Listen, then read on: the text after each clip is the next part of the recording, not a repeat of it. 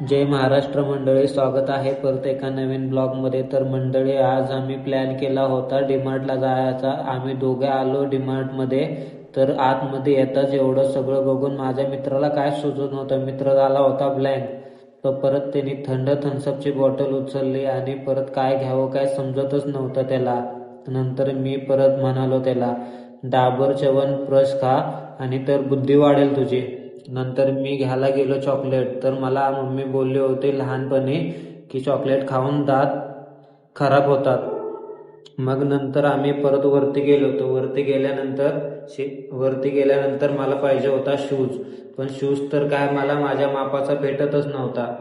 मग नंतर मित्राला बोललो होतो. मित्र काय मग थोडेफार बोललो, यार मस्ती करूया आपण. तर इथं आम्ही मस्ती करत होतो. तर मस्ती केल्यानंतर मित्र इथं काय हिरोगिरी करत होता. मित्र तर छावा दिसत होता.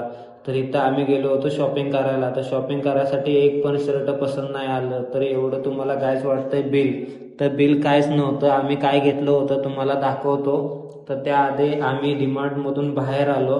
जे काय खात बसलो होतो ते तुम्हाला घेतलं होतं ते तुम्हाला दाखवतो. तर हे बघा काय, आम्ही इथं केक खात बसलोय. तो मोठा नाही तर छोटासा केक खाला आम्ही.